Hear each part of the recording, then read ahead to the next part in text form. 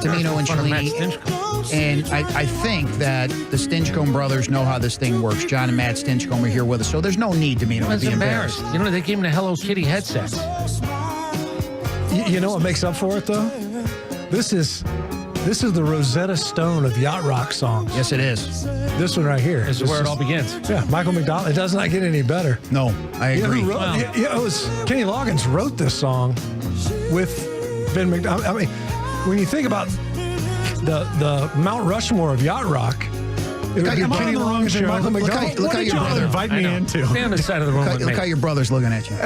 Stay on the side Right out of the gate. He's just so proud. 1 o'clock hour brought to you by ALMcars.com. 18 dealerships, over 6,000 new and used vehicles to shop. Find yours at ALMcars.com. So you guys are what, 2 years apart, roughly? Yes. You two look like brothers. Well, that's because they are, drunk guy. brothers? Yes, they are. So when you're playing, you're growing up in the house because you're both a lot smaller now than you used to be. What's like the monthly food bill like between you two alone? Never mind everybody else in the house, just the two of you. I don't know, but our folks were on a first-name basis with every employee at Ingalls. They all knew them. I think they knew the one time we would take like a family daily trip. visit. Yeah, their P&L went through the floor whenever we went out of town. Here come the Stinchcombs again. It's coming through. No, it's more along the lines of where are they? Did they leave? It's a banner day in Ingalls. Stock up. Now, hold on. What's the most you've ever done damage-wise at a drive-thru? Because that's the thing. Like, You know what? There are like buffet crushers that can eat a lot in one meal, and then there's the all-day grazers. Oh. And, you know, for over 300 pounders, you usually fall in a little bit of both categories. So, you know, it wasn't uncommon. You go to Subway and you get 2 footlongs, and then 45 minutes later. Meal. That's a tweener That's meal. right. Wait a minute, 45 minutes later, then what? Then you eat again. It's like, would you like a milkshake? You want to go back for a couple bowls of cereal? I mean, you just eat all day. We joke about it, but I remember Joe Thomas years ago when he stopped playing, he said it was a relief because you had to keep that weight on. And I would imagine, Matt, initially it's fun, but then, well, it's not so much fun anymore. It becomes a job. Yeah. It's like professional fishermen. You're like, you ruined fishing for yourself, didn't you? You turned it into a job. do you know That's what the other sad. part is? The other part is you're 310 pounds and you're going through camp. Yeah. You're not a 170, 180-pound guy. You're not a DB at 185. Oh, look, I need it for the job. But you're still going through camp at 310 pounds. There's nothing good about that. Not in Slidell, Louisiana, huh, Johnny? Oh, it was brutal. It was 310 brutal. pounds. Well, and once you get hot and sweaty, who's hungry? But you also know I got to keep the weight up during August because you just lost 14 pounds of water weight because, you know, you're sweating just stretching, much less practice. So, you know, it is a labor of love. So it's not quite as breezy in Slidell, Louisiana. Is that what you're saying, John? Remember when the air moved down there? I don't. No, that never happened. Louisiana Purchase? It's called a hurricane. That's right. On the It's hall. scrubbed loose. That's the only time it ever moved. Matt and Jon Stinchcomb here in studio with us. So obviously your Dogs are back in the SEC championship game. And John, kudos to you. Over the course of the season, you were not, via Dog Nation, afraid to be critical of the team. You were honest, saying, look, these guys, they're making money now, and we can be critical if they're not doing their job. Yeah, well, I think that's fair. If you're going to get paid 6 figures as a professional, then you're going to get the critique that comes with it. And early on, and luckily it's a young team that has grown. They are much better today than they were week 1. But, you know, it wasn't always pretty, especially offensive line. I mean, we can talk about that. And I think you would be negligent if you weren't talking about the fact that it wasn't always good football. But I've sort of pimped this, and I really do believe it. I don't have a dog in the fight, literally, figuratively. But I thought that if there was a group, a unit, a football team that was going to get better, it's a Georgia football team. I trust the coaching. I trust they understand how what you do on Tuesday or Wednesday is going to be maybe a little bit different and maybe a little bit better than everybody else. Then if it comes down to a close game, if I have to win in the fourth quarter, I kind of feel better because I've seen them do it. The other teams that haven't, you have a hope, you have a wish. I've sort of seen this team at times when they had to bow up a little bit. They've done it. They've gotten better. There's no question. And that's why I think you're pointing it out, John, early in the season where it wasn't good. So, but all the more impressive that it's much better now. So don't pretend. Nobody in that facility over there is pretending like it was good. Oh, no. I We mean, say it all the time. Yeah. If you're Billy from Smyrna or me behind this mic, and I say that, that guy's struggling right now, he knew it way before we did. Oh, man. So well, you know in when that it happened, right? I in mean, that it's like, building, that wasn't good. they know. And in that building, they've actually fixed more things over the last half dozen years than anybody else in college football. I think it's we had them a couple weeks ago versus Charlotte. So you get they sometimes It's a big rivalry game. You throw the records right out the window. Absolutely. It's just the Understand geographic that going proximity. Well, so many recruiting wars between Right. those two programs. Well storied. But the no question, just banging their heads against that. Hey, man, that's 5-star. We're in on him. Yeah. They said it was KJ Bolden, because we asked at this point in the season, and especially given that opponent, right? So you're going into the Georgia Tech week. You know, what's practice like? You know, how does it evolve over the season? He's like, it don't. It's the same. Yeah. It's and that's part, and that's a quote. They've got enough depth there where, and I think that's part of the reason why like offensive linemen can get better, is because you've got the capacity to develop. It's not like you're going to play, you know, they don't practice in pajamas. And Kirby's over there saying like, we're not just whatever, we're not writing checks, we're hitting people. And then you hear it like a DB, he's talking about like practice is the same. It's every bit as intense. Kirby talked about it after the Georgia Tech game. You can't worry about injuries, part of the game. You just you play football, it's part of football. And I think that's a big reason why those young guys up front got much, much better. Different proposition this week, I think. Did you think, let's say they're the third best team in college football, whatever the number is, whatever the ranking is at the end of this week, really isn't it. But did you think they would get good enough to actually chase another championship? Well, I think it depends on what else is out there, right? I mean, this year you look out there and you don't see the world beaters that have separated themselves from the herd like you have in years past. The 2020 Georgia team, the 2021 Georgia team, you had no concerns all year long until it was like Ohio State in postseason that you were superior in every way. I don't see that for any team, Ohio State included, that there's not that separation from the pack. And getting back, I think that's the secret sauce. You know, what makes Georgia that program, what makes Coach Smart, you know, the best coach in college football. It's because, one, you're recruiting great, talented individuals. Obviously, you know, early signing day, what's that, tomorrow?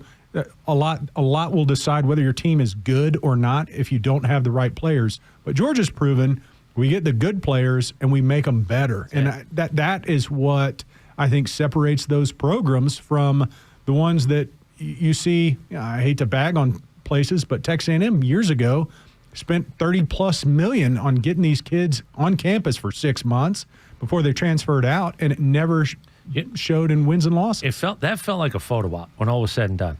It felt like a photo op. I got good-looking people. They're going to come on in. We're going to take a bunch of Lane pictures. Kiffin with the dog? Yeah. Which we'll get to a little bit later on. It's a photo op. Someone else's dog? How's Juice doing? Is Juice okay? Yeah. The whole time the dog's been here. Yeah. How's Juice doing? I thought we got rid of him. No. Gosh, no, we don't get rid of him. Oh, okay. Dimino has an exclusive line to Juice, the dog surrounding the Lane story? Kiffin. No, it's not even his dog. I heard. He's a prop. Yeah, he's a personality enhancer. That's seriously what it was. They got a dog to make they had a smooth off the edges. You know, Lane's a much better guy now. I've heard. He's got a dog. He's got a dog. Yeah. Yeah, except he doesn't. Well, it's not his. So when everybody realized the You dog never said it was. That's what they're going to say, right? That's what Lane's going to say. I never said it was mine. Is he even doing yoga? I mean, really? We've heard about this a lot. Does anybody actually know? Do we have any footage of him doing the yoga? I don't Depends on believe who's in the class. I don't believe anything he says. By the way, that was my first thought. I saw some of the supposed And I like what you teachers, said, yes. John. Yes, it I depends believe who's he in is the going class. to that He's a class. single guy. Yeah. Yes, I believe he's going to Lots that of, class. yes. John and Matt Lots of Stinchcomb here in studio with us. So Drew Bobo being out, you played center from time to time. You're an offensive lineman as well, John. So talk about what this means, not having a guy like that in the middle. The occasional center. The occasional center. Yeah. I would just wander into the middle of the offensive Hey, line. you, snap Hey, guys, this. I got this one. Hey, guys, what are you doing? Oh, yeah, I'll do that. Oh, yeah.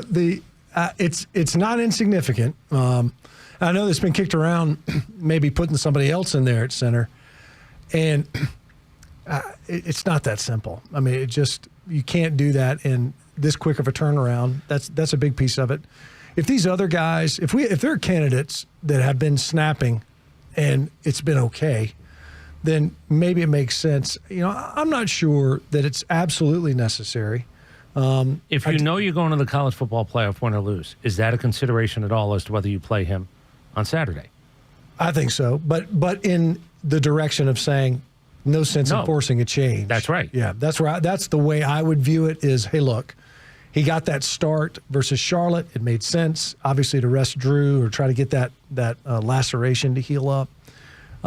So that's a valuable starting experience. But the other part is this is a very active offense pre-snap. There's a lot of timing with this offense, with the shifts, the motions, some of the rocket motions, et cetera. So because of that, you can't just have anybody in there snapping the football. And if you're under center, that's tricky enough. But the shotgun element, you can't just stick anybody in there. So it is a big deal. I don't think that the other options, if necessary, are that accessible.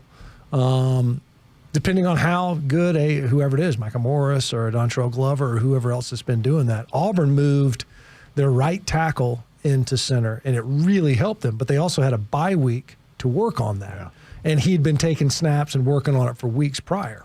Well, what I saw second half in Georgia Tech, right? You see a drop off in performance, and obviously Drew Bobo is a good center, just as a player. But what we saw is mistakes that were being made specifically on that right side. You're talking about two true freshmen that have played exceptionally well, just in general, but certainly as true freshmen. And I don't know this, but I wonder how many calls does Drew make as like that veteran voice in the center of the line that you get a rhythm for things. And when you take that voice out of the room, out of that space, how many more decisions are Glover making, is Gaston making as young players? The worst thing to be, Matt can attest, you're in the middle of a play and you see flash of color going, is that mine?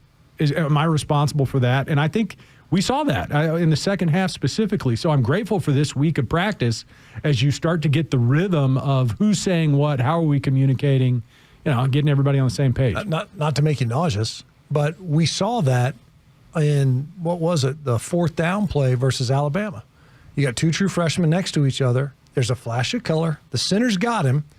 And Dontrell, who's played great, all the caveats, he flinches, right? Instead of working, it's a zone to the right. Everybody talks about Cash Jones, all that stuff. Is a walk-in touchdown. Every one of us in this room could have taken that handoff, and it's 6.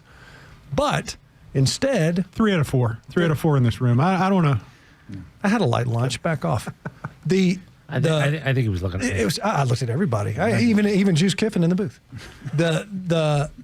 But because you had those two true freshmen in that scenario that you just described, where it's like, is that my guy? It was not your guy. Just keep stepping with your right foot. It's a touchdown instead. That's my concern. Where's Ernest Green? Is Ernest Green going to be healthy? How many is it going to be a redshirt freshman next to a true freshman next to a true freshman? That's a lot. And how healthy is a guy? You're that big, Ernest Green, and you have a bad back. That's not really something that's just going to go away. That's something you're just going to have to deal with the rest of the way. For 2 days and back's better. That doesn't happen. It doesn't happen that way, especially when you're that big. Well, I'll be the one to ask. If you're going to surmise Lane Kiffin's departure, 10 words or less. Pivot. Yeah. What a pivot. Yeah, because that's a hard left right there. I've spoken to you a lot. I hear what y'all are saying. I've spoken to you a lot about... He tried to prepare you for this, John? NIL and loyalty, and I've spoken to you a lot. I'm kind of looking at your brother right now. 10 words or less, Lane Kiffin's departure. How would you describe it? And use any words you want. We'll dump if we have to. Yeah, I think this is current state of college football.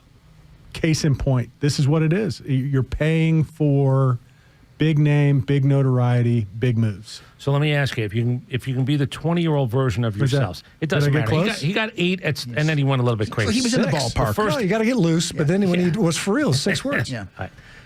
If you can go back to the 20-year-old in you and thinking about, wow, we got something special here, and they preach team.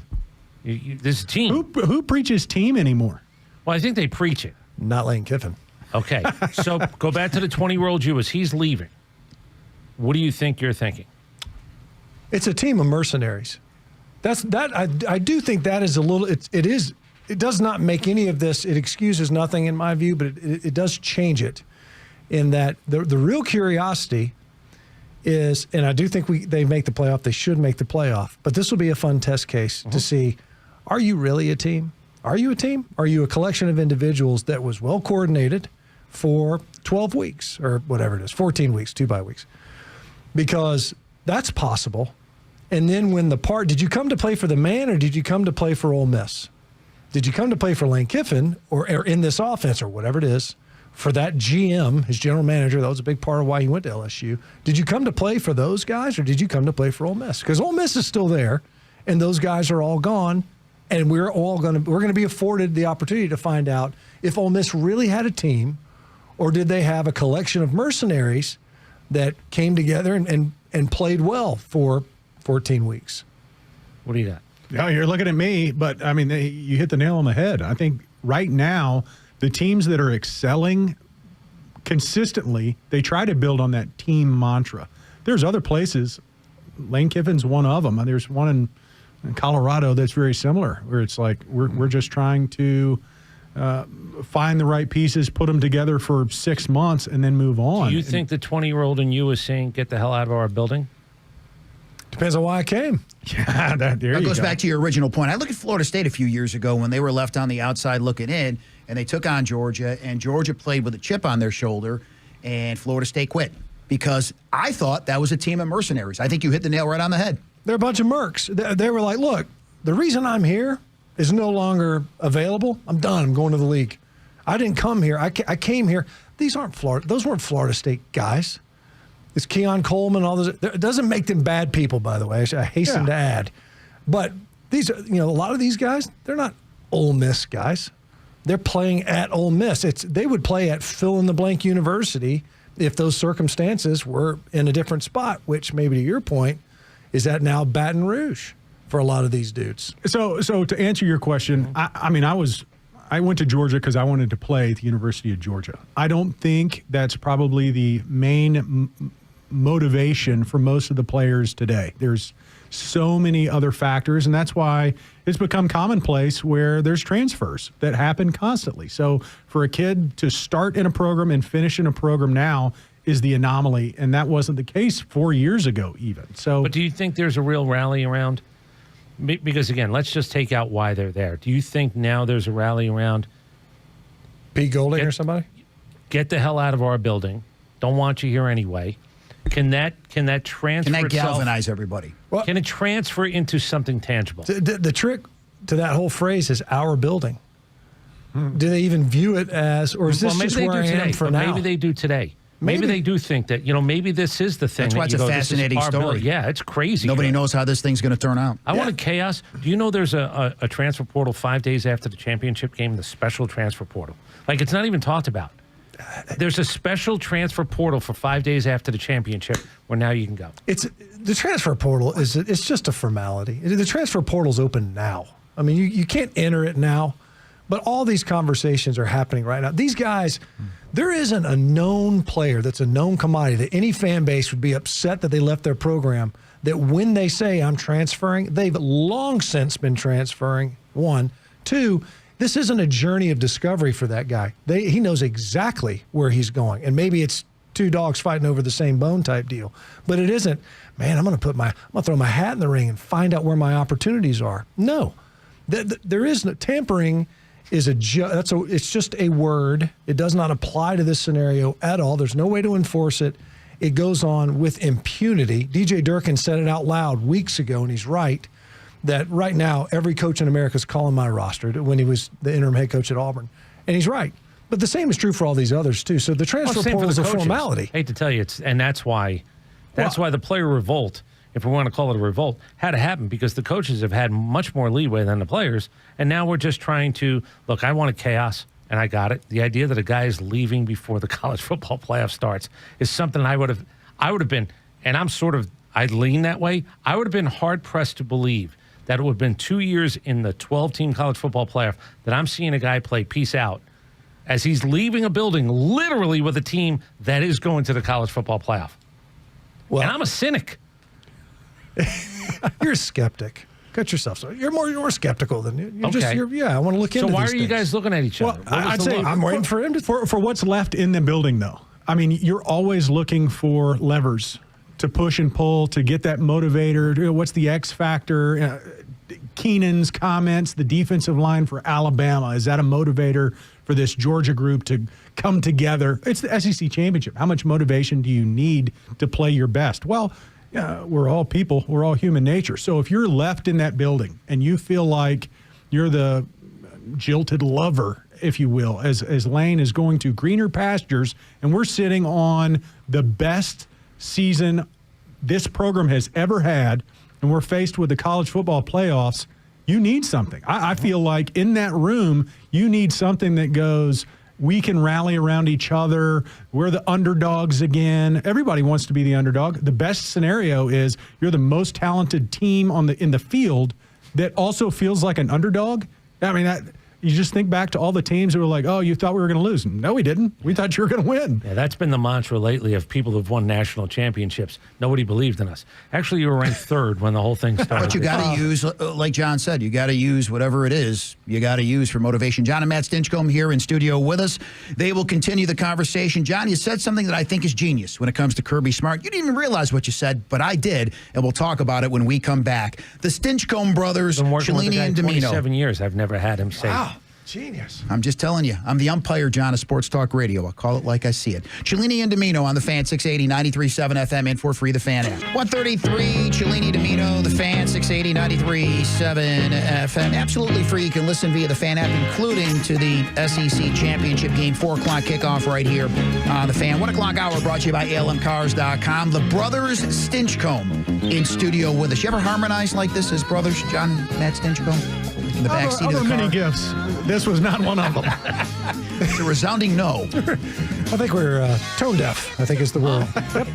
No Can't have everything. And can't sing. You can't have everything. It worked out in other areas. So we were talking a little bit during the break. You said something about Kirby Smart, and as an offensive lineman, any position, in fact, you're going to work on the field. It goes back to what Kirby said, I believe it was after the Texas game, right? Yeah. You want checks, we're going to be physical. Never mind the checks. You better work and practice, because if you don't, you're not going to play no matter who you are at Georgia. And I think you alluded to that. You're right. Yeah, it's the defining characteristic. It's one of the pillars by which he has created his 10-year run at Georgia is we're going to work. And what's crazy is you can do that when you've been to the SEC championship 8 out of the 10 years he's been there.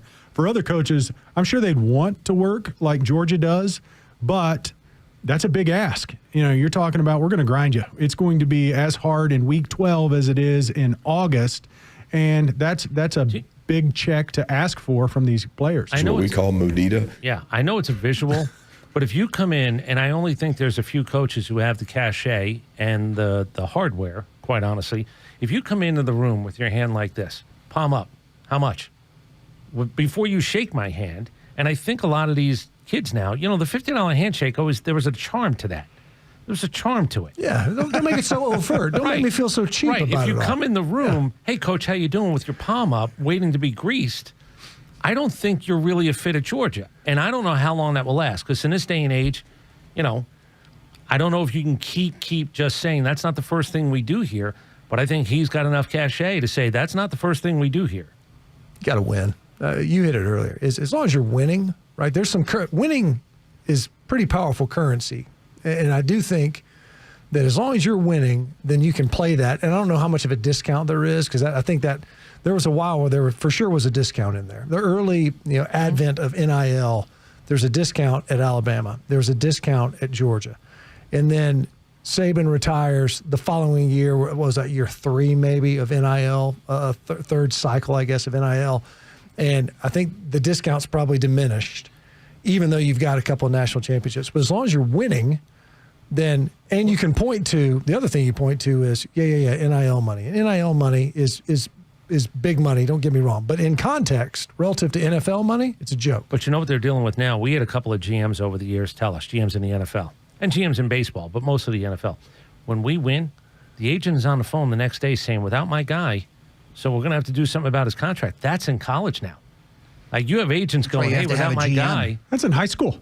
They're high school players that are looking for it. They're looking to transfer, and they transfer. My junior year, I'm going to go somewhere else. But yeah, the other piece to this is the development piece. I can show you players that had the same profile as you. They went somewhere else because they were chasing the dollars, and they did not get drafted as high. Georgia has that track record, even if you don't play early. Now, I think that's the erosion that NIL has created, is you don't have the depth that you did a few years ago because nobody wants to sit around for 2 years now and see. That's why Georgia's roster is so young. And that's why teams that do have the older rosters, the Vanderbilts and the Indianas of the world, are guys that have had to kind of work their way up, and they're yeomans, and they fit into a system and they play better because there's synergy there.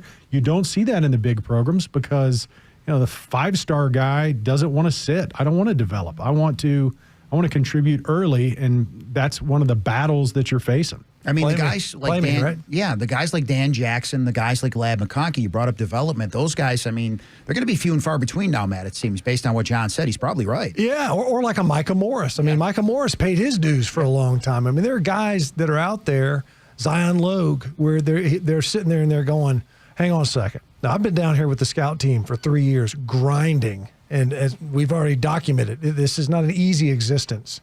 So I've been grinding it out for 3 years, and now I'm playing, and you just brought in some, you know, shiny new recruit, and he's getting paid. So that's the disconnect, I think, that happens a lot, is that you still have those guys that are developmental guys in an age where some of these dudes want to show up and I want to play. I want you to pay me and I want you to play me. And if you don't do either one of those things, I'll go somewhere else that will. Yeah, how many Quay Walkers are out there on the roster that, you know, ultimately could be a first-round draft pick and a starter in the NFL for the Packers, but sits and never really started until his senior year, his last year at Georgia, and it's because he was surrounded by great talent. Now, it's kind of the precursor. Most of his career at Georgia was pre-NIL, but I think the argument remains of, are you willing to put in the work? And that's the ask at Georgia. It's very clear what's being projected out is you're going to work. You come here and it's not going to be easy, but, and the but is still a sweet little carrot that you can dangle in their faces. And NFL teams know that you come prepared because Howie up in Philadelphia said it, and New England, Bill Belichick said it. These guys all said they come more prepared to be NFL players. What do you guys think about, we got a couple of minutes, what do you guys think about coaching? We'll make time. We'll make more than a couple of minutes. What about coaching crybaby season? I'm supposed to be in. It would be a disservice to all of college football and humanity if Texas is not in. What do you think about lobbying? Well, you know, I think it depends on. So is this like, you know, Les Miles saying, hey, we're undefeated in regulation, which is a joke, but it worked, which is disgusting. I guess you have to try anything at this point, right? Yes. I mean, ever since You're that your own working, team's best advocate. Yeah. You have to. well, You don't when do it, that who's worked, gonna do it? Because that worked, all it does is it's crybaby season where it's like, no, this is, I'm negotiating. He called it a disservice. This is the funniest line ever. Steve Sarkisian said it would be a disservice if Texas is not in the college football playoff. The structure is a disservice. The AQ part is the disservice, in my view, where it's just, you know, just because you win a championship in your league, if your league's not any good, you shouldn't be a part of it. If you're in a league that's 12 best teams that you don't get to contend for, exactly. It should be the 12 best. We fixed the bye. We fixed that. There's no more of this top 4 conference champion baloney because that hosed us last year. We all saw it.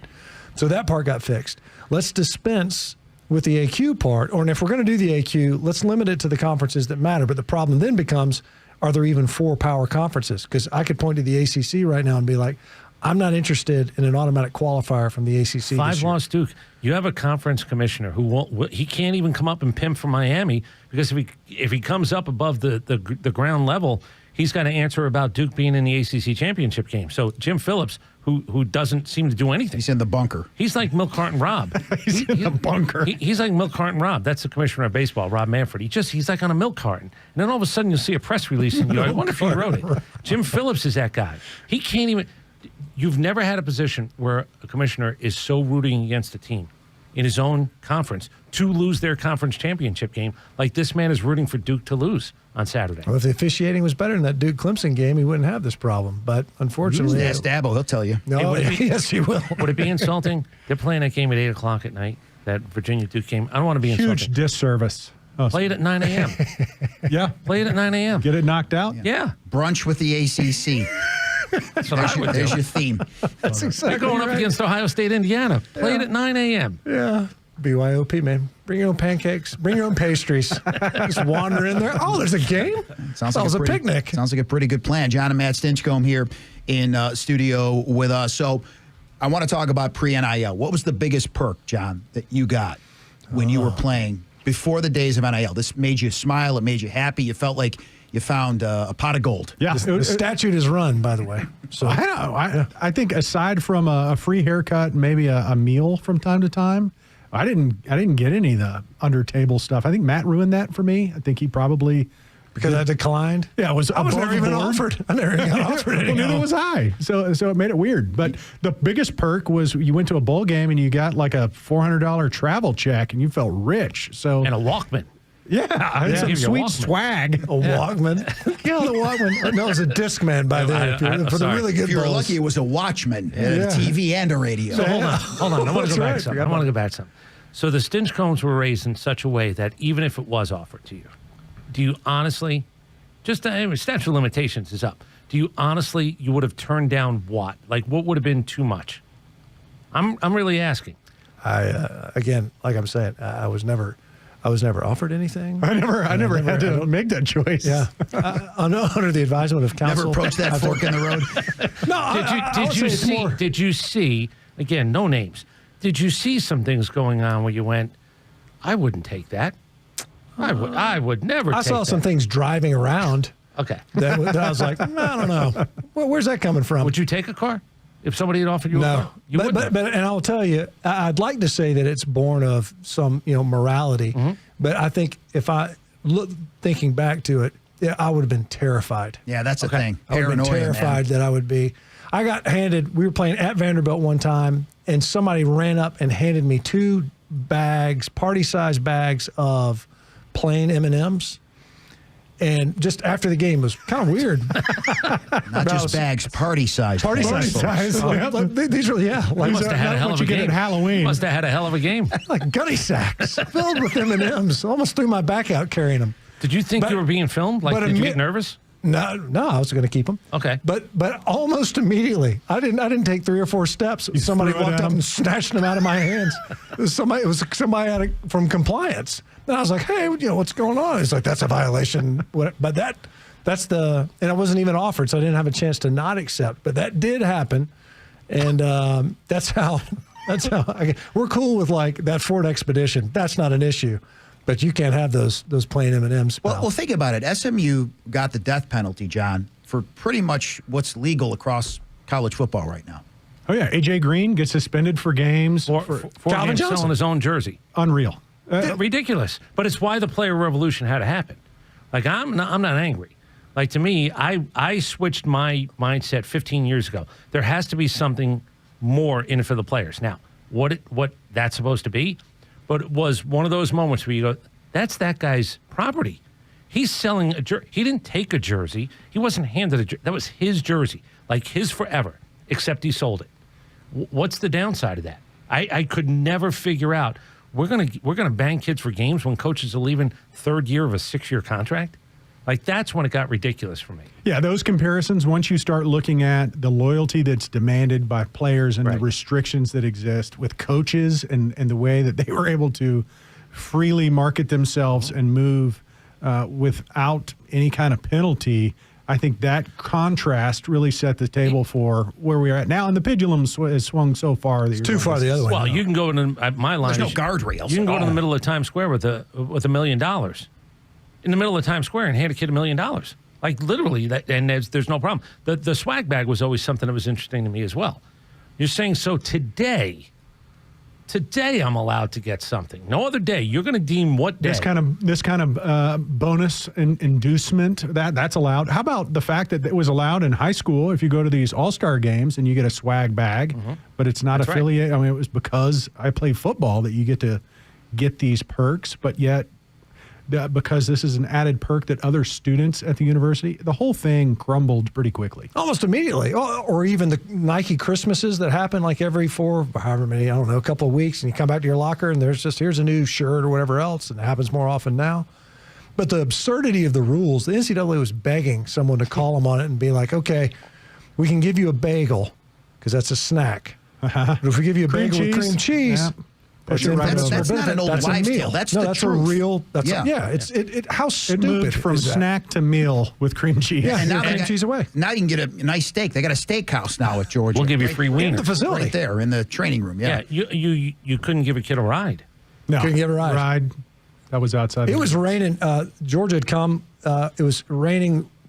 Our field house was removed from the high school, so those buildings weren't attached. Raining like crazy, and I asked the coach, "Can I get Mac McWhorter?" I was like, "Can I get a ride up for class?" And he was like, "No."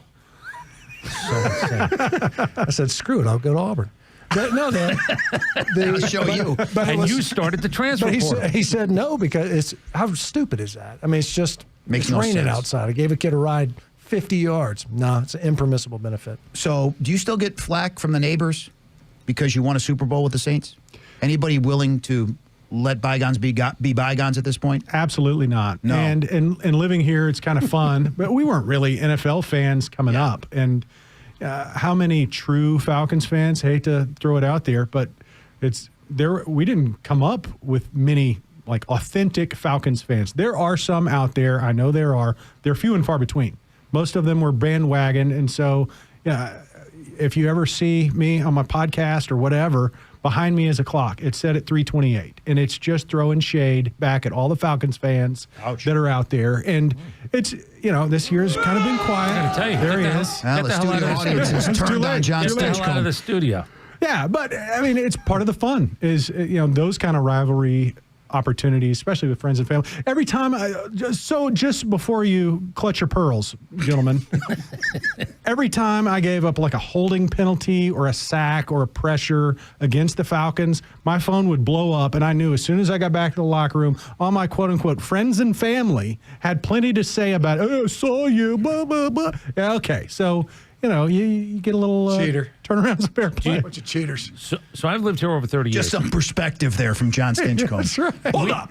We were talking during the break. It's really hard in the NFL to go 8 years without being in the postseason. You almost have to work at it. So that's what the Falcons' lot in life is. But I will tell you, and I've asked Falcons fans because I did not want to say something if it wasn't close to factually accurate. 28-3 is the bear of all bears. You would have needed the Europeans in the Ryder Cup on Sunday. Like just to have something that people could relate to. How bad a choke was that? Well, you would have needed that, and it didn't happen. So it's still 28-3. Right behind it, though, slotted, is the fact that the Saints have a Super Bowl championship and the Falcons don't. That is number 2 on the all-time hit list. That's I think a good for some, point. yeah, it is. It's crazy how much, and rightfully so. That game was always, at least we're not as bad as you. And the fact that you guys, I'm serious. Yeah. The fact that I've asked people, they said it tears me up that the Saints have a Super Bowl trophy. Well, it's your rival. You never want to see them have something that you don't, and that's the pinnacle. I mean, every year, that's what 32 teams chase after. So, you get that close, it makes it that worse. That much worse. What's it like in New Orleans? Like when you get back to New Orleans, I get recognized more in New Orleans 10-1. what's it like that night, though, or the next day, or the parade? So first off, if anything, New Orleans knows how to party and celebrate. So we extended that well into the following season. I think there was still a hangover that was occurring as we started that following season. But the cool thing is they didn't say congratulations on the Super Bowl win. It was always thank you, because they've been through I didn't ever have a paper bag over my head that said "ain'ts" on it. They did. They had suffered through those horrible years, and this was post-Katrina by 4 years. So the fact that the team, and we had some good guys that were a part of the community and were giving back, and so they felt like there was a deeper connection than just the team I root for won a Super Bowl. There was a deeper, more meaningful connection. I mean, I would tell you when Roman Harper comes on with us, and we have to eat it. There's not much we can say to him, Well, is he a punk about it? Well, no, just he'll bring it drops. up. He just drops. He likes Does to he? poke us with a Yeah, he stick. just drops something over here. And then you What go, is that over there? Oh, it's a Super Bowl. Oh, That's yeah. my ring. Damn. That's my ring. Nobody Pass asked it you, over. Roman. That's right. We didn't bring it up. Oh, I'm sorry. I thought you said something about a Super Bowl. That's weird. No, we did not. Figured I'd talk about it. All right, the tag team of Matt and Jon Stinchcomb will take over the world-famous crossover. You guys have no idea what you're walking into next with Chuck and Chernoff, all here together to wrap up a Tuesday afternoon. Cellini and Dimino and the Stinchcombs and Chuck and Chernoff all next on The Fan, 680, 93.7 FM. Sports Radio 680, The Fan, WCNN, North Atlanta. Dickey Broadcasting Company. This is the true story of 4 radio hosts picked to sit in a studio, work together, and have their voices taped. To find out what happens when people stop being polite and start getting real. The Crossover. 1:58 Tuesday afternoon, a very special crossover with Jon and Matt Stinchcomb and Chuck and Chernoff. They're at the Atlanta Community Food Bank for Giving Tuesday. All together here having a bunch of discussions. And Matt, from what I understand, we were supposed to pay off on a tease earlier, Chris. I talked about the possibility of the Braves maybe making a big deal. Yeah. And Matt, thank you for reminding us off the air during the break, because I guess Byron Buxton now is saying, hey, I'm open for business. Yeah. I'm willing to waive my no-trade clause. Yeah, he is. Not a surprise, by the way. We knew they would circle back to this. The question becomes 2 things. A, are you willing to risk the fact that this guy's never been healthy? He had one really healthy year, because when you get hurt, you stay hurt, and that's always a problem. And then you have to figure out what you're going to be willing to give up, because I know Braves fans would be like, let's do Aaron Bummer, let's do 2 minor leaguers, and I'll give you a player to be named later. When the rights Twins, to Charlie Morton. Can I get Pablo Lopez in the same deal? Maybe. I'm not kidding. I want him too. When the Twins say we'd like Drake Baldwin, or we'd like, one of your actual good young players, that's when the Braves, the real discussions happen when the actual real trade talk happens, not when we're like, yeah, we want the player, but we're not willing to give you anything good in return. Well, I know one of the things they're going to do. And again, we talked about it. Byron Buxton in a 4-way rotation of outfielders and DH, and $14 million a year for the next. Maybe that years. helps keep him healthy as well. Now I make the warning track a little bit bigger, and I put more padding on the wall. And I please tell him, just if you hit this warning track thing under your feet, just stop. It's like one of those trampoline places. Let the ball hit the ground, pick it up, and then throw it in. Please don't run into a pit of foam out there, maybe. Even though it's actual grass, put those ground-up tires like they have at the Dome. But Matt, what it will cost is it's going to cost an arm. And I don't know who's going to be healthy, and I don't know who's going to be good, but it's going to be the arm that we all think, Waldrop, or somebody that we have seen. That's the start, because Minnesota's going to want cheap. They're going to want an arm. They're going to want 2, actually. But at a certain point, I think they're going to want an everyday player too. This is a player that if again the Braves want, and the Brave fan is like, oh, let's do it. If the Twins think he's over the injuries, you're giving up 150 plus games of an uber talented, young, cheap player. They're going to want to haul for him. Well, they might want Ozzie. I mean, it's $7 million plus another $7 million deal after that. Ozzie. That means they don't know better. Yeah, if they want Ozzie, their GM's not paying attention. At year of Ozzie Albies with Byron, that better be the fourth part of the trade. You get 2 because you got another $7 million. Is it too late to throw in no disrespect after I said it that quickly? He could be part of what they want. I'm just telling you. But in that park, I mean, that's not exactly a hitter's park either. So yeah, I don't know. I mean, if they would want Ozzie Albies, I'm asking for whatever it is I want. Then we'll decide if we can actually do a deal. I'm not asking. What if the combo starts with Drake Baldwin? Do we hang up? Yes, I'm not trading Drake Baldwin. Agreed. I agree with Dimino, and that's important, because ever so often somebody says yes when you say, I'll give you Anthony Davis and one first-round pick. How do you handle it, Dimino? Ever so often somebody says yes. This is Dimino's pitch. My line all the time is, who are you interested in? I'm never telling you who I'm interested in selling. I hope they pick the wrong guy. Like, I should know my players better than anybody else. If you happen to go, I want him, and I go, one of those hims, thank God. I'm not giving you any names. I'm going to let you possibly choose wrong. It's like 3-card money. Which one do you... You're a winner. You can have him. Like trying to find the baseball under those caps, those Napa caps, just gets me every time. Would you do a Schwelly, a Michael Harris put together, another high-level prospect, and a fourth player? I'm just spitballing. I know, but here's my problem with Michael Harris. Then I got to still go out and find what I think is a DH. If I get Drake Baldwin, I'm doing the rotation of 4 guys. You're off your feet today, Ronald. You're going to DH. But you're right, Matt. They're going to want an everyday guy. Michael Harris seems to make a lot of sense in that big park. That outfield's massive. And again, he's cheap, and he's under Buxton's control. money's better than Harris's money, though. Yeah, it's 2 years. It's $28 million. It's pro farm money. I mean, that's really what it is. You got 2 Jurickson pro farms, $14 million a year. And I'm going to rotate my DH and not have to buy a DH. Now, look, if you ask me, I can live in a world without Byron Buxton if I get Schwarber or Alonso. And I just pay big money to go get a DH. But if I'm not going to do that, the Buxton piece is one that we talked about last July when we found out he might be available. That fixes what ails you around here to some degree. I would be stunned, shocked, and amazed if they were in the Schwarber or Alonso business, just because paying a DH for this team, again, they're not paupers, but they spread out the money, and to pay Kyle Schwarber, 2 things. Let's say Kyle's $35 million. I don't know, I'm picking a number. A, the Phillies will match it, and B, the Braves aren't going to get into a bidding war. I get Kyle Tucker for that. I stand on my principle that there was never an Aaron Nola thing. I think the Braves drew up the price. They were doing their due diligence. Oh, that was a paddle raise. I call those paddle raises. Yes. Which means that there was never a Dylan Cease thing either. Because Dylan Cease went for 210. Listen, the Braves fan who thought Dylan Cease, the Braves were going to do 7 at 210. Most teams. There's 5 teams in baseball that are in all these same discussions. Yankees, Mets, Dodgers, Blue Jays, Phillies. The rest of us, we'll get to the next tier. So if Devin Williams... Detroit's telling everybody we're not in that either because, by the way, what would you give us for Skubal? If Devin Williams got what he got, what's Edwin Diaz going to get? Oh, he's looking at 5 and 100 again. That's why he opted out. Yep. Yeah, well, this is their backup. I can't believe the plan. Mets gave Williams that. Yeah, coming off the year he had, it didn't cost him $1. Horrible in New York with the Yankees. Real quick, I don't want to do this in front of these guys gambling. I'm not really sure if the Stinchcombs are into gambling. And this might be sort of legal, partly illegal. There's an underworld in Wilbur. We do have company I promise you, today. they're into gambling. These two guys said, I would not take a car if I was offered it when I was going to college. Out of fear. Matt got his M&M slapped out of his hand. That'll scar a person. Movie theater candy for crying out loud. I will go light, and I will see who wants action. I'll take 2-1 on Buxton being here. Who wants to play? All right, I I'll just want 2-1. I just want 2-1. I'll take your action. All right, Matt, do you owe me anything right now? I think No, you I do. don't owe you nothing. I think you might. No, Cellini owes you everything. Yeah, he owes me a ton. That's why I just keep adding to the All right. tab. What's the difference at this point? What do you play? You play $25? Is that your unit? It depends on my mood. Sometimes I'll go a couple of units. Okay, what do you want to do? I get 2-1 that Byron Buxton is here. Yeah, listen, Dimino, you want to do, you pick a number. What makes you happy? 50 to 100? Sure. My 50 to your 100. You fined me $21 for a bad answer in pop quiz. Do I owe you 21 actually? I think you do, actually. But again, we'll get to that in another With day. interest. Odd number. I was That's gonna say there's $21. points. Why 21? That's was a bad compounding answer. interest It was as a well. really bad answer, apparently. It was a bad answer. 21. Really bad. 21 20 bucks. is not good enough. No, it's got to be 21 bucks. It's got to hurt a little bit more. You know Weird. why? You know why? Because I want you to have to hand 2 bills. Second bill? Yep. Yeah. That's it. Go 25.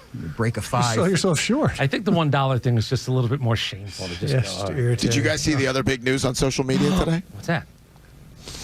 Are you all sitting down? Yes. Committed to it. Typically. Giannis has deleted every single post on Instagram, Twitter, all of his socials with anything related to the Bucks, which if you're playing by the playbook of today's athlete means he's telling you he wants out. And I'm going to tell you this, I think Jon gung-ho on- Stinchcomb was actually the first to do that. Yeah. I think he did. Yep. I was so gung-ho on Wiped his MySpace page. Yeah, I was so gung-ho on the idea of the Hawks being in on this that now I've changed my mind. I'm not trading Jalen Johnson. I'm sorry. I know that he's another guy that can't seem to stay healthy. I'm not trading him either. No, As he he's too goes, young. so goes this team. Okay, hold on. So, Contract is amazing. He's an MVP type player. No, I'm not dealing him. so what do you think they want for Giannis? Take Jalen Johnson out. Are you telling me you don't want to do a deal to get Giannis Yeah, here? you're out. You don't have enough without Jalen. Can I give you a different angle on this one? As long as he gets traded to anyone, it works because Milwaukee's the 9th team in the East. If Milwaukee doesn't have Giannis, they're cooked and you are in the playoffs if you're the Hawks. So just as long as he gets traded, you win. We live in Atlanta. Let's temper that. Can I add? Here's the real value if We get Giannis so does get, excited and makes these declarations around here. if he does get moved. Remember, the Hawks have this deal where they get the best of the Bucks Pelicans pick this upcoming draft, then they get the worst of their picks in 27. Wow. So if the Bucks reset by trading Giannis, you could get a lottery in the top 5 this draft. You might get one next draft in 27 with the Bucks. You have spent way too much time on this. That's not way too much. That's awesome. But it doesn't happen. Dimino, you're a casual. I can't help casuals. We don't have nice things. You just spelled out like things that don't happen in this town. Oh, we never have had nice Hawks things in Atlanta. You're right. You got Ansi Soleil cooking when he made that deal, and Derek Queen is going to be a good player. There's no question. But the fact that right now the Pels have the worst record, do you know the in the Stinchcombs NBA, just left the studio? You scared him off. I saw their 3rd win of the season in person against the Bulls. Thank you, John. Yeah, it's right there for it. No, John leaned in because John's not a casual. Dimino's become a casual, and it hurts me. I'm not even a casual. I forgot they were still here. He's scrolling through his X account right now. That's less too than much? Casual. No, that's less than casual. That's less. oblivious. You guys missed a great game I've last reached night. Hawks oblivious level. Pistons. That was a great game. That was great December hoops. Jalen Johnson almost stole that thing. Oh, what a great game. So then I watched Nickeil that. Alexander Walker, you ready? Yeah. Best free agent pickup in the league this year so far. I'm not really sure I can argue that point with So you. when That's they're as of right now. So here's my problem. Yeah. You know me, I'm always on the Hawks bandwagon. I got a problem because you know what I don't know? I don't know if my coach can coach when it counts. Can I go 2 nights in a row when I play the same team in the playoffs, or 2 games in 3 nights? Does Can't he figure understand? that in December, Domino. Can only enjoy the ride. But that's his reputation, but also they were supposed to be losing without Trey, and they haven't done that. So I'm in. I have no idea how this guy is going to, if you lose on a Tuesday, what's going to be better on Thursday. Because we only do play-ins. We don't do real playoff series yet. Yeah, Domino, we'll talk about That's what I'm saying. If Milwaukee trades Giannis, there's only 8 playoff teams left in the East. They're not even in the playoffs now, but I'll say this to you, Domino. We'll have that convo in April, and it's a worthwhile conversation. It's a good one. I've had my doubts on Quinn that I didn't have before, but if you just look at the roster right now, that Jalen's ascended to this, and Nickeil Alexander-Walker is this level of player, and Trey's going to be back at some point, maybe late December, and you kick it in with Dyson, and you match it with what they have with Onyeka Okongwu to come to this next level, like things are good at Hawkland. So from what I understand, Chuck Oliver is going to give $100 to everybody that brings canned goods today to the Atlanta Community Food Bank. It's nice, is this true? Chuck. For Giving Tuesday? You better give me some, because I brought 2 cases full, so give me 100. No, that's not exactly how it works, I don't think. I don't think this there's like a conversion rate. You're giving them $100, and they're giving food. Again, I don't think that's exactly the conversion rate that, but it'll be something along those lines. You're in the spirit of what will happen, yes. Atlanta Community Food Bank. Tell everybody what's happening on a Giving Tuesday. It's a Giving Tuesday, and if you go to acfb.org, there is a pop-up that will appear when Matt and I get on the air. My wife and I are donating up to $50,000. Whoa! Whatever is donated between now and 6 o'clock, up to $50,000, my wife and I are going to match that. So I hope it's all 50. So go on there to ACFB right now. Get on that. Chuck has been selling blood for the last 6 months, so he saved up some cash. Chuck, can I ask, you know what this is called? This is me. This is the cynic in me. This is the New Jersey in me. How much red ink do you have on your ledger that you're trying to erase in one day? I mean, I'll commend it. But it sounds to me like you got some stuff. I will, but I'll come in there. Hey, Domino, that's a question for another day. Not Giving Tuesday. I'll tell you honestly, this started with the North Gwinnett Food Ministry. I had somebody who was pretty close to our family who was getting food from there, and so I started kind of like anonymously donating back that amount there about 15 years ago. And so it's kind of grown from there, and I've gotten plenty from Atlanta, and so today we give back. Good for you. It's a passion of yours. And might I add, Chuck's not saying this, but I will. If you're going to bring some canned goods, bring some good stuff. You know what I mean? What do you mean? Well, like, what's good stuff? You don't bring a can of beets and want credit. You know what I mean? No. Cream corn and tuna are big. Okay, but what do you think about, like, I don't know. You're looking at, you like beans? You like a baked bean? You like a chili? You like? Don't ask Chris. He hates beans. I hate beans. Beans are the devil's work. But don't bring in lima beans because nobody likes lima beans. That's an extreme position. That is an extreme position. A baked bean is not on all beans. A baked bean is one of the fun sides that you can ever have on any dish. Never felt that way about a legume. Got to tell you. Don't bring a lima bean. Wow. I promise you, they'll take it. So, Chuck, what would you consider a quality donation versus just a donation for the sake of making a donation? Okay, honestly, I'm thinking of the whole thing because based on the scale of what they do and their relationships and everything, the $50,000 from us and the $50,000 that's matched from everybody else, they can probably feed a couple of thousand Atlanta families for an entire week. So may I ask? And so think of it that way. You're going to give $50 or $20 or $100, and you're going to be part of feeding a couple of thousand Atlanta families for an entire week. You're right. That's more like it. Are you going to be calling out any of your richer friends? Like, do you have anybody by name who you think needs to be mentioned, whether it's now or when we leave? I hope so. No. I don't. I'm asking, do you have names? Is there any? Why would you want to call me out? Why would you want to do that? Yes, a couple of people they're aware, and so if they want to do it, they can jump in as well, and so that'd be awesome. And Matt, from what I understand, the food that is brought there, it should not count as a snack. You can't open a can every couple of hours and eat something. But in all honesty, people, not for you. If you haven't seen the Atlanta Community Food Bank, it's incredible. Oh, no, it is. It is. It is a sight to behold, no question. It is a warehouse, and call it a warehouse is an understatement. I mean, it is one of the most impressive facilities. They have lifts. They got to go up shelves. It's a food fulfillment center. It really is. And we're having fun today, and we're going to keep it light. But we know what happens this time of year, especially for a lot of kids that a couple of weeks from now we're going to be off for winter break. They don't get their school breakfast. They don't get their school lunch. And those are built-in meals that they're not going to get. So you bring in a couple of bags worth of non-perishables. everybody who does that, it's going to mean so much to those families and those kids who are not going to be able to have those built-in. One other thing also to think about it this way, there are so many people, they just need a little bit of a break, just to breathe just for a second. And the way I'm thinking about this, you give a family of 4 or 5 or 6 or whatever a full week's worth of food. Maybe that 1 week they don't have to decide between paying the power bill and buying food, or keeping the heat on and buying food. And so this time of year, just think about, like, you're going to be part of a couple of thousand families getting a full week's of food in December. All right, that's cool. ACFB.org. .org, not .com. .org. Go to the right place. Do not give to. I don't know who those .com people are, but they're not the ones we're helping today. They're These bots are the in Russia. people. You don't want to do that. They keep sending us cans of foods. What's going on here? I don't understand.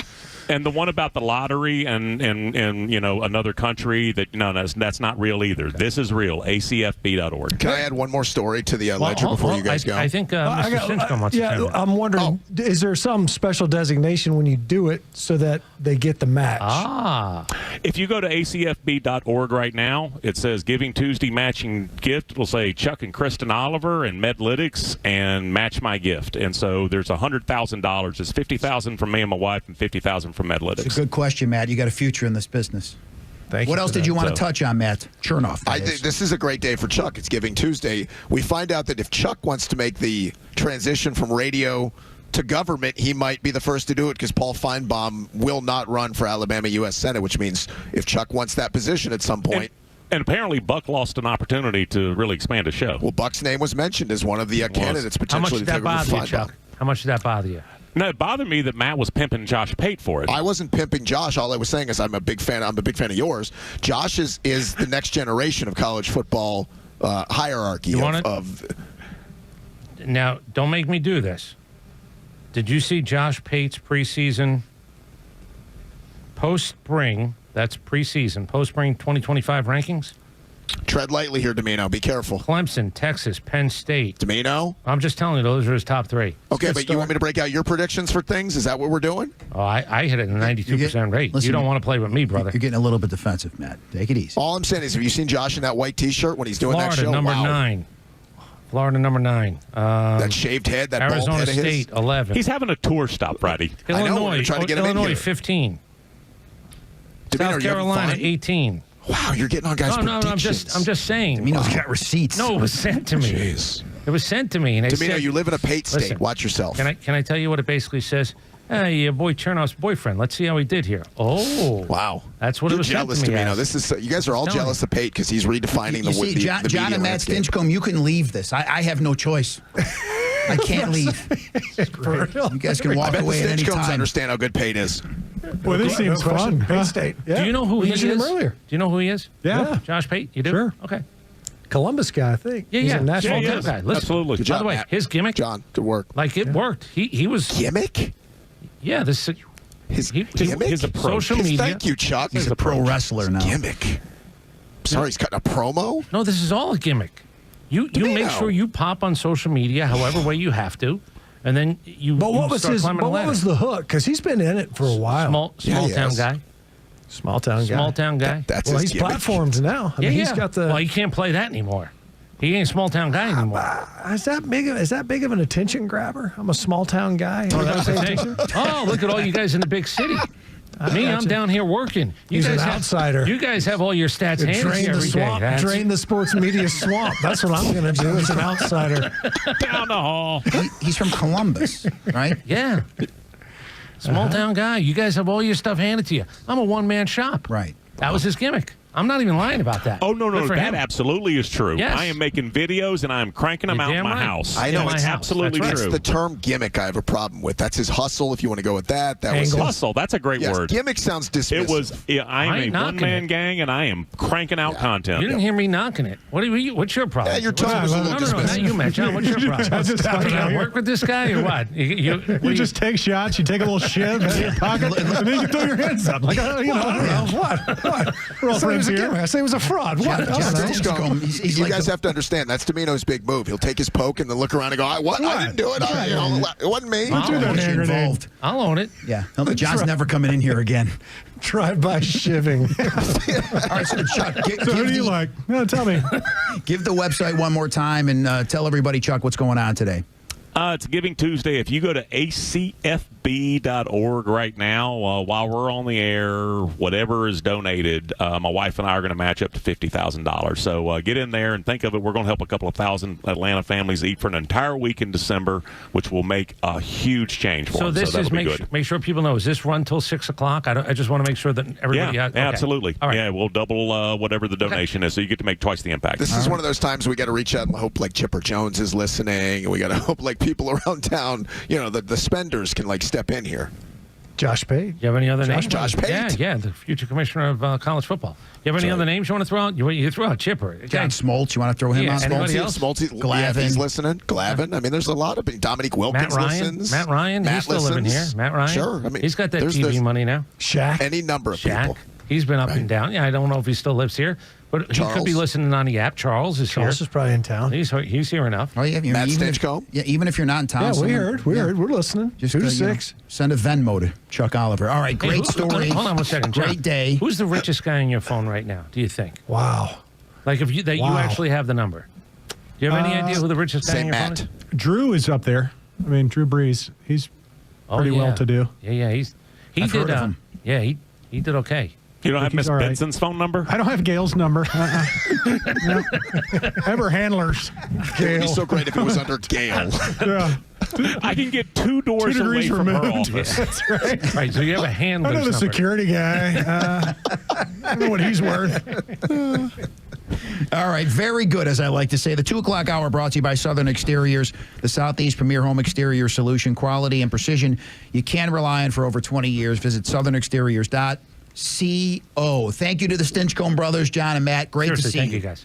Appreciate you coming in. That was fun. Good time. Door is always I know a lot about the Braves transactions. The Hawks. That's why we were stuff so was- quiet. Just be honest. The Hawks was too much, right? It was a bridge too far. Oh, is Chernoff still here? I don't care if you're still here. That was a little bit too much, Chernoff. It wasn't. That was good Casual. stuff. It was. He started it. It was. Once you it was threw a bit little much. shade. It was a bit much. A little heavy. Well, once you guys come back in, Dimino will buy you lunch. We'll all have a nice lunch across the street on Chris Dimino. Yeah, I'll do that. Yeah. I really will. To win that bet. 50 was it? 2 to 50 1. gets you 100. 50 gets you 100. All I right. can't remember the Buxton. base of the bet. Byron Buxton. Byron Buxton. He's already is up what it was. 21. Yeah. We'll see how it turns out. Maybe he'll add to that He's tag. not. You can't Yeah, I am. find people. Apparently, the eyes have it. No, Chuck. it's 21. You've been voted off the island. All right, we got to go. Steve Carlton. I said Vita Blue. It's terrible. That's a $25 fine. Anyway, enjoy the rest of your Tuesday. We're back tomorrow at 10. Cellini and Dimino at Whataburger in Woodstock. It's The Fan, 680, 93.7 FM, and for free, The Fan app.